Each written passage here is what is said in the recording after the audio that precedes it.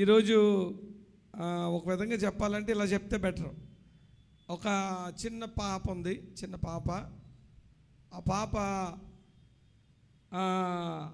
చాలా రిచ్గా, అంటే చిన్నప్పుడే చాలా ఉన్నతమైన కుటుంబంలో పుట్టిన ఒక చిన్న పాప. ఆ పాపని వాళ్ళ పెదనాన్నగారికి దత్తతగా ఇచ్చేశారు. దత్తతగా ఇచ్చేస్తే మరి వాళ్ళ పెదనాన్నగారి ఇంట్లోనే పెరిగింది. వాళ్ళ పెదనాన్నగారు కూడా చాలా రిచ్, వాళ్ళకి పిల్లలు లేరు అనమాట. అందువల్ల ఆ పాపని వాళ్ళ పెదనాన్నగారికి ఇచ్చేసారు. అయితే అక్కడ చాలా బాగా పెరిగింది. అక్కడ జీప్లో స్కూల్కి వెళ్తూ ఉండేది అనమాట. ఆవిడ అంత రిచ్, అతను అంత మంచి పొజిషన్లో ఉన్నాడు. సినిమా యాక్టర్లు అలాంటి వాళ్ళు కలుస్తూ ఉండేవారు. చాలా ఉన్నతమైన స్థితి. కానీ కొన్ని సంవత్సరాలు అయ్యాక, అంటే 7-8 సంవత్సరాలు 10 సంవత్సరాలు వచ్చాక ఏదో ఫ్యామిలీలో గొడవ వచ్చి ఆవిడకి తెలిసింది వీళ్ళిద్దరూ మా తల్లిదండ్రులు కాదని. తల్లిదండ్రులు కాని వాళ్ళ ప్రేమ తల్లిదండ్రులు కానట్టే ఉంటుంది ఎంత పెంచుకున్నా. ఎందుకంటే ఎవరైతే పెంచుకున్నారో వాళ్ళ భార్య ఇంకొక ఆవిడని తీసుకొచ్చింది పెంచుకోవడానికి. గొడవ వచ్చేసి ఒరిజినల్ తండ్రి పడిపోయాడు.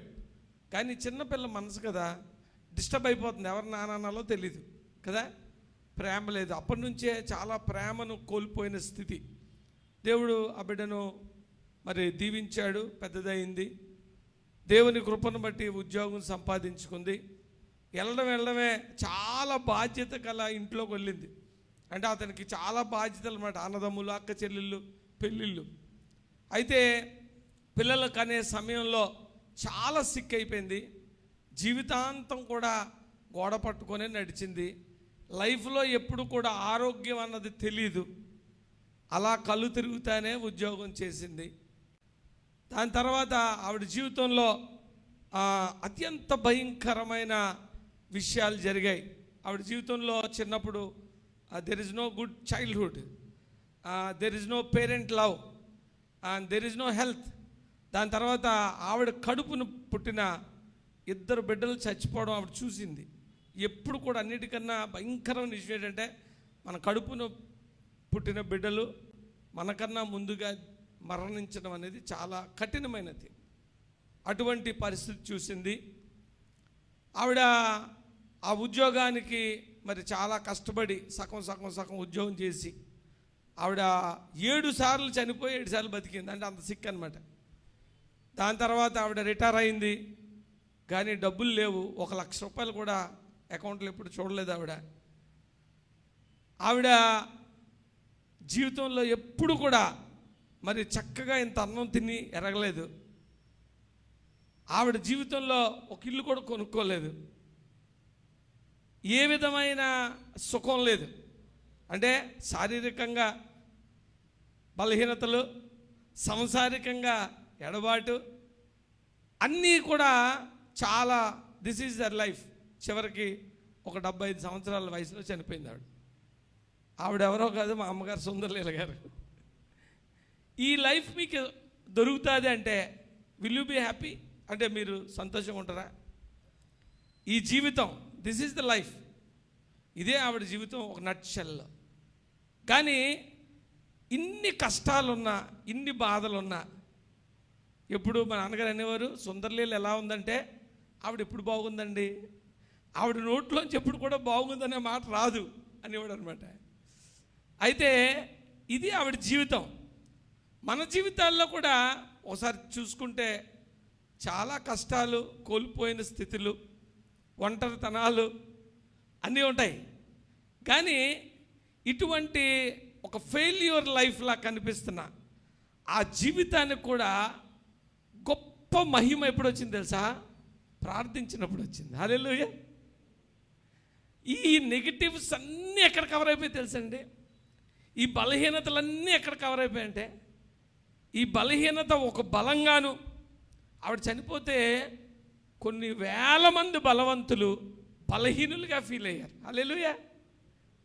ఆ బలహీనతను బలంగా, ఆ శక్తిహీనతను శక్తిగా, అలాగే ఒక ఫెయిల్యూర్ లైఫ్. అంతే కదండి. మీరు జీవితం అంతా ఉద్యోగం చేసి రూపాయి సంపాదించకుండా, ఆరోగ్యం లేకుండా, పిల్లలను చూసుకోకుండా, భర్త దగ్గర సుఖంగా ఉండకుండా, ఎక్కడెక్కడో బతికి ఎక్కడెక్కడో జీవించి రిటైర్ అయిపోయే వరకు ఏంటి జీపులో వెళ్ళిన ఆ స్త్రీ రిటైర్ అయిపోయే వరకు పాకలో బతికింది. కానీ దేవుని పని ప్రార్థించే ఆ తల్లి, ఆ ప్రార్థన వల్ల ఈరోజు కూడా మనం సుందరలీలమ్మ గారిని గుర్తు చేసుకుంటున్నాం. కాబట్టి మన పరిస్థితులు ఎలాగున్నా, మన జీవితంలో స్థిరంగా నిలబడిపోయేదట నువ్వు చేస్తున్న దేవుని పని. హల్లెలూయా. అంటే మీకు ఎవరికి పని లేదా? సుందరలీలమ్మ గారికే పని ఉందా? ఫ్రాంక్లిన్ గారికే పని ఉందా? ప్రసన్నమ్మ గారికే పని ఉందా? పాల్ భాస్కర్ గారికే పని ఉందా? అంటే చాలా తప్పు. సంఘంలో ప్రతి ఒక్కరికి కూడా దేవుని చిత్తంలో పని ఉంటుంది. ఆ పనిని మనం గమనించం. మీ జీవితంలో ఆ పని ఒక్కటే పక్కన పెట్టి మీరు మిగిలినవన్నీ ఎదుగుతాం. మిగిలినవన్నీ కూడా బ్లెస్సింగ్ అనుకుంటాం. నేను ఆవిడ స్టోరీ ఇలాగ ఎందుకు చెప్పానంటే, చెప్పుకోవడానికి ఏం లేదు. ఆవిడ జీవితంలో ఒక సక్సెస్ అని చెప్పుకోవడానికి ఏం లేదు. 2 గవర్నమెంట్ ఎంప్లాయీస్ ఉండి 1 ఇంచు స్థలం కూడా కొనలేపారు. రిటైర్ అయిపోయేటప్పటికి చుట్టాలందరూ ఏమన్నారు? Sir, you both are failure. ఎందుకంటే మీరు 2 ఉద్యోగాలు చేసుకొని 1 ఇంచు భూమి కొనలేకపోయారు. మీరు 2 ఉద్యోగాలు చేసుకొని 3 పిల్లల్ని సరిగ్గా చదివించలేకపోయారు.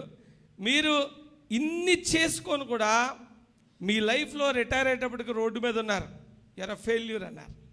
కానీ దేవుడు ఆ కుటుంబానికి ఎటువంటి కృప ఇచ్చాడో తెలుసండి. మొట్టమొదటిగా వారు కట్టిందే దేవుని మందిరం. హల్లెలూయా. ఇల్లు కట్టుకోలే, తాటిపర్తిలో ఆవిడ పునాదేసి బయటకు వచ్చింది. ఫ్రాంక్లిన్ గారిని దేవుడు పిలుచుకొని అక్కడ మందిరాన్ని కట్టించుకున్నాడు. ఎప్పుడైతే దేవుని మందిరం కట్టామో దాని తర్వాత దేవుడు మాకు ఇల్లు ఇచ్చాడు. అంతవరకు అవ్వలేదు. ఈవిడికి ఇల్లు దొరకట్లేదని ఆవిడ ద్వారా బ్లెస్ అయిన వాళ్ళు చాలామంది ఇల్లు కొనేద్దామని ట్రై చేశారు. అవలే. వాళ్ళు పెంచుకున్న పినతండ్రి విశాఖపట్నంలో ఎక్కడన్నా ఇల్లు చూసుకో కొనేసిస్తానన్నాడు. 3 రోజులు చచ్చిపోయాడు. ఏది కూడా 3 రోజులకే. నేను కూడా ఉన్నాను. ఆయన కోటీశ్వరుడు. ఆయన రాజమండ్రిలో ఆయన పేరు మీద ఒక స్ట్రీట్ ఉంది. ఆయన ఎందుకంటే ఆయన డీసీటీఓ కమర్షియల్ ట్యాక్స్ ఆఫీసర్ అని.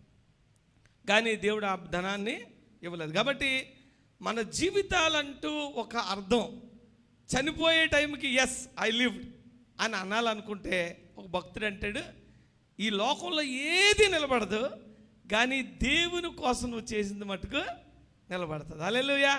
దేవుడు మనల్ని కూడా అటువంటి ఆత్మలోకి, అటువంటి మరి దేవుని పనిని గమనించగలిగే స్థితిలోకి దేవుడు మనందరినీ పట్టుకెళ్ళడానికి దేవుడు సహాయం చేయనుగాక.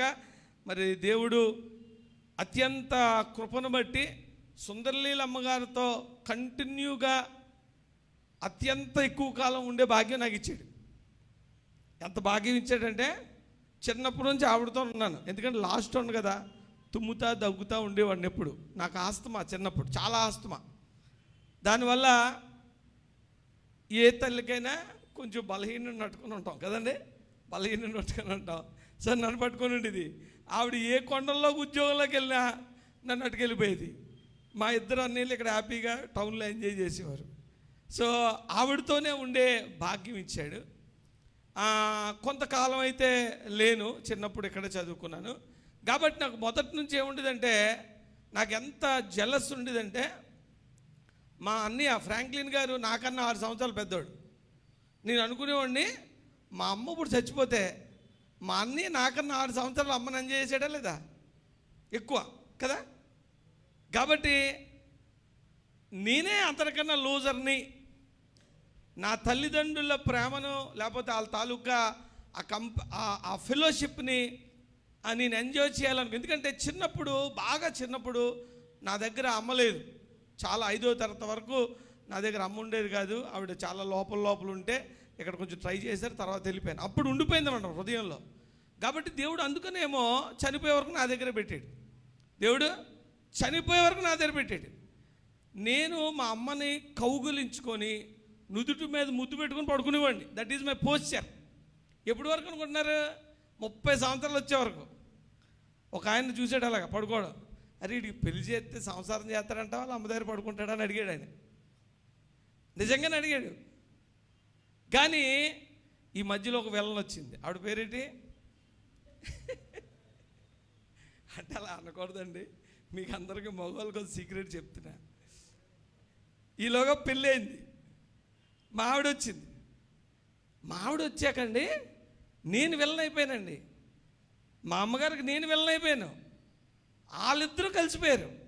వాళ్ళిద్దరు అన్నాడు, చిన్నగాడు మంచోడు కాదు, కారు ఎక్కడ ఆపమన్నా ఆపడు, ఇలా మాట్లాడుకునేవారు వాళ్ళిద్దరు. మగవాళ్ళందరికీ సీక్రెట్ ఏంటి తెలుసా? బైబిల్లోనే రాసి ఉంది. ఏముంది? ఎవరిని వదిలేయాలా? కొత్తగా పెళ్ళైన వాళ్ళు మొన్నే చాలా వాగ్దానాలు చేశారు. కాబట్టి అతడు వాడి తల్లిని తండ్రిని విడిచి భార్యను హత్తుకోవాలి. వదలాల్సింది ఎవరు తెలుసా? మగోలే. చాలా మట్టుకైతే కొంగు చాటు పిల్లలు ఉంటారు సార్, అలాంటి పిల్లలు అనమాట నేను. కానీ దేవుడు నాకు ఎంత జ్ఞానం ఇచ్చాడు తెలుసండి. పెళ్ళైన వెంటనే నా తల్లిని తండ్రిని విడిచాను కాబట్టి నా భార్య తల్లిని తండ్రిని హత్తుకుంది. చాలామంది మగవాళ్ళు వదలరు కదా, అలాంటి వాళ్ళకి ఇది సీక్రెట్.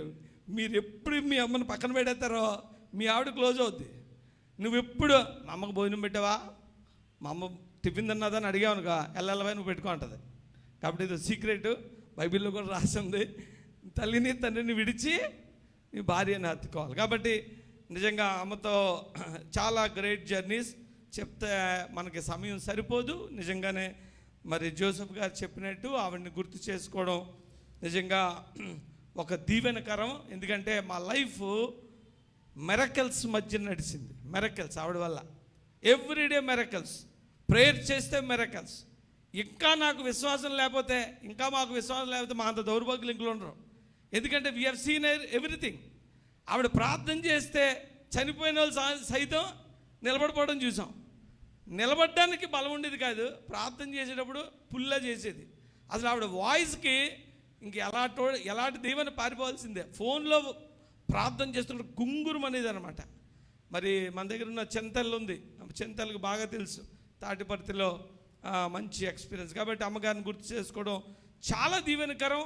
ఈ జీవితంలోంచి ఒకటి నేర్చుకోలేదంటే, జీవితం ఎంత ఫెయిల్యూర్ అయినా, జీవితం ఎంత బలహీనత అయినా, జీవితం ఎలాగున్నా, నీ జీవితంలో ఎన్ని కోల్పోయినా, నువ్వు నిజంగా ప్రార్థించే స్త్రీవైతే దేవుడు నిన్ను ఉన్నతంగా, అనేకులు బలవంతులు నువ్వు లేకపోతే బలహీనులుగా ఫీల్ అవుతారు. అది దేవుడు చేస్తాడు. అటువంటి కృప దేవుడు మనందరికీ కూడా దయచేయునుగాక. ఆమెన్. ఆమెన్ చెప్పట్లేదు ఏంటండి? ఆమెన్. మీ అందరికీ అటువంటి కృప కావాలా? అబ్బేబ్బే మాకు ఆవిడలాగా ప్రార్థన చేసే పవర్ కావాలి, కానీ ఈ కష్టాలు వద్దంటారా? కుదరదు. అలాగా దేవుడు ఒక స్థితి అనాయింటింగ్ ఇవ్వాలంటే ఒక స్థితిగా నలుపుతాడు. ఆ నలుగుడిలోంచి వెళ్ళాకే దేవుడు ఆ స్థితిని ఇస్తాడు. మీరు చూడండి, దావీదుని అనాయింట్ చేశాడా లేదా? దావీదుని అనాయింట్ చేశాడు. ఏం చేశాడు? రాజుగా అనాయింట్ చేశాడు. నేనైతే నెక్స్ట్ డే నుంచే రాజులాంటి బట్టలు వేసుకుంటాను. వేసుకోనండి, మామూలైన ప్రవక్త వచ్చి బాబు ఈయనే రాజు అని అనౌన్స్ చేసాడు, నూనె వేసేసాడు, ఈయనే రాజు అన్నాడు. నెక్స్ట్ డే నుంచి నా సీన్ ఇలా ఉంటుంది అనమాట, మామూలుగా ఉండదు. ఏమండి అంతే కదా? ఇప్పుడు ఎలక్షన్లో నువ్వు గెలిచేసావు, 150 సీట్లు వచ్చాయి, నెక్స్ట్ సీఎం నువ్వే. ఎలా ఉంటుంది సీను? అందరూ వస్తుంటారు, పూలగొచ్చాలు ఇస్తూ ఉంటారు, షాల్వాలు కప్పుతూ ఉంటారు, సోప్ వేసిన వాళ్ళు వేస్తుంటారు. బాబు నెక్స్ట్ 5 years ఈడిదారా బాబు, ఈడితో పోలు పని ఉంటుంది అనుకుంటారు. కానీ దేవుడు అలా చేయడు. దేవుడు ఎప్పుడైతే అనౌన్స్ చేశాడో దావీదుని ఎదురుగుండా గొలియాతుని పెట్టాడు. పోను గొలియాతు అయిపోయాడు కదరా అనుకుంటే ఎవరిని పెట్టాడు? తరిమే సౌలును పెట్టాడు. కాబట్టి దేవుడు ఒక ఉన్నతమైన స్థితికి నిన్ను పట్టుకెళ్ళాలంటే చాలా కఠినమైన దారి గుండా నిన్ను చెక్కుతాడు అనడానికి మన ముందు జీవితాలే, ఎక్కడో బైబిల్లో కాదు, మన ముందు జీవితాలే చాలా ఎగ్జాంపుల్స్గా ఉన్నాయి. మీరు కావాలంటే ఏ జీవితం అన్నా తీసుకోండి. ఇప్పుడు మోషేని తీసుకోండి. మోషేని ఎంతగా చెక్కాడు, పుట్టడమే దాక్కొని బతికాడు. దేవుడు కృపను బట్టి ఎక్కడికి వెళ్ళిపోయాడు? ప్యాలెస్లోకి వెళ్ళిపోయాడు. ప్యాలెస్లో ఉండిపోదాం అనుకోలేదు. 40 సంవత్సరాలు గొర్రెలు కాయిపించాడు. గొర్రెలు ఎవరితోని? ప్రిన్స్తో. జీవితం ఒక విధంగా పోయిన జీవితం. 40 సంవత్సరాలు. ఆయనకి 80 సంవత్సరాలు వచ్చింది, అయిపోయింది అనుకున్నాడు ఇంకా. కానీ ఆ టైంలో దేవుడు 40 సంవత్సరాలు గొర్రెలు ఎందుకు కాయించాడు తెలుసా? 40 సంవత్సరాలు ఇశ్రాయేలు నడిపించాల. నిన్ను దేనికోసం చెక్కుతున్నాడో, ఈ కష్టం దేనికోసం వచ్చిందో, ఈ లోటు దేనికోసం వచ్చిందో నీకు తెలియదు. కానీ దేవుడు ఎందుకైతే అది అనుమతించాడో దాన్ని నువ్వు స్వీకరిస్తే దేవుడు ఆ విధంగా నడిపిస్తాడు. మీకు కావాలంటే బైబిల్లో ఏ లైఫ్ అన్నా తీసుకోండి. జోసెఫ్కి ఎక్స్ట్రాడినరీ కళ ఇచ్చాడు. ఆ కళలో అన్నలందరూ కూడా ఆయన దగ్గర వంగుతారని. కానీ ది నెక్స్ట్ మూమెంట్ గోతినిచ్చేది. 15 సంవత్సరాల వరకు తన కళ చెదిరిపోయిన కళే. తన కళకి, తన జీవితానికి, తన పిలుపుకి, తన జీవితానికి, దేవుడిచ్చిన వాగ్దానానికి, నువ్వు నడుస్తున్న డైరెక్షన్కి ఏ సంబంధం లేదు. But still Joseph believed. నువ్వు నిజంగా ఈ మాటలు నమ్మితే, దేవుడా నా జీవితంలో నువ్వు అనుమతిస్తున్న ఈ కష్టాన్ని, నేను అన్నిటికన్నా సుందరలీల గారి గురించి ఎక్కడ ఎక్కువ బాధపడాలని తెలుసండి?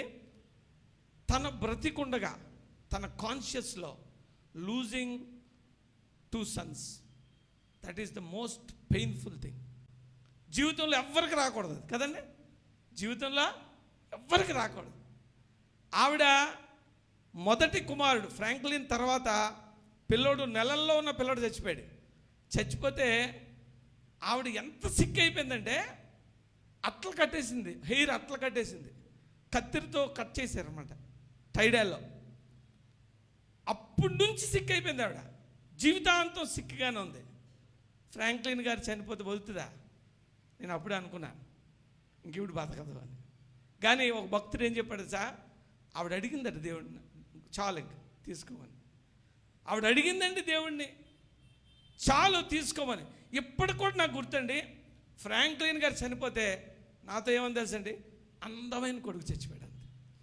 ఆ మాట ఎంత బాధ అనిపించిందంటే, నాకున్న ఒక అందమైన కొడుకు నేను కోల్పోయాను అని ఏడలేదు. కానీ ఒకటే మాట అంది, అందమైన కొడుకు చనిపోయాడు. నిజంగా ఫ్రాంక్లిన్ గారు చాలా గ్లోరియస్గా ఉండేవాడు అనమాట. వెంటనే అడిగింది, ఇంక ఇట్స్ ఇనఫ్, దేవుడా నన్ను తీసుకుంది. మీకు తెలుసా ఆవిడ ఎంత బ్లెస్డ్గా చనిపోయిందంటే, నేనే ఉన్నాను ఆ ఇంట్లో, ఛాయ్ ఉంది, ఆవిడ కూర్చొని ఉంటే మనవలందరూ చుట్టూన్నారు. మనవలందరూ డెఫినెట్గా మనవలందరూ కూడా దేవుడు అందుకే 1 by 1 దీవిస్తున్నాడు. మనవలందరూ చుట్టూన్నారు. ఆవిడ కూర్చోడానికి శక్తి లేదు, ఇలా కూర్చుంటే ఆపోజిట్గా మా జూబీగాడు కూర్చోడు, ఆపోజిట్గా అంటే ఇలాగా అర్థమైంది. ఆ వీపుకి వీపు ఆనిచ్చి ఆడి మీద ఆనుకొని ఉందన్నమాట. బ్లిస్సీగాడు అప్పటికే మెడికల్ చేస్తున్నాడు, ఆవిడకి ఇంజక్షన్లు చేస్తున్నాడు, ఐవీలు పెడుతున్నాడు. చిన్నపిల్లడే చూడండి. ప్రతి యాక్ట్ కూడా దేవుని బిడ్డలకు చేసిన సేవ ఎక్స్ట్రాడినరీ బ్లెస్సింగ్స్ అండి.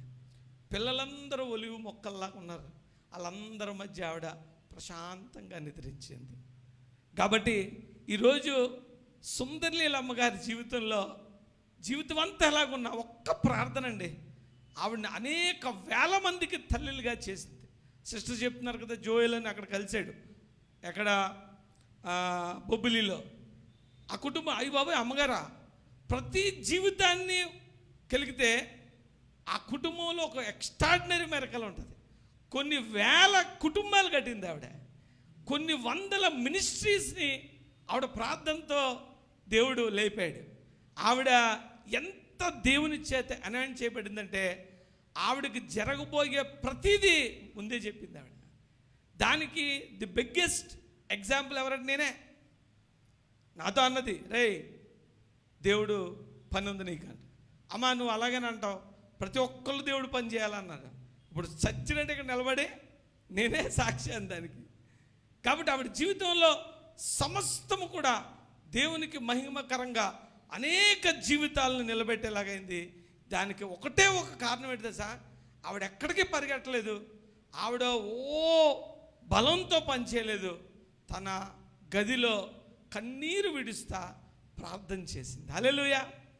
ప్రార్థన ఎటువంటి అవిటితనం ఉన్నా దేవుని కోసం ఘనమైన కార్యాలు చేసే బిడ్డగా నేను నిలబడుతుంది. ఆశపడినట్టయితే నీ జీవితంలో అటువంటి క్రియలు జరుగుతాయి. కాబట్టి నీ జీవితంలో ఏం జరిగినా, what ever it may be, నీ జీవితంలో ఎంత భయంకరమైన స్థితిలో ఉన్నా దేవుడు ఆ స్థితిని నీకు దీవెనకరంగా మలుస్తాడు. నమ్మిన వాళ్ళందరూ ఆమెన్ చెప్దామా? ఆమెన్. గట్టి చెప్దాం ఆమెన్. ఆమెన్. మీకందరికీ కూడా, రూపాంతర పరిస్థితిలో ఉన్న స్త్రీలందరికీ కూడా అటువంటి ఆత్మచేత దేవుడు మిమ్మల్ని సంధించును గాక. ఆమెన్. అయితే ఒక్క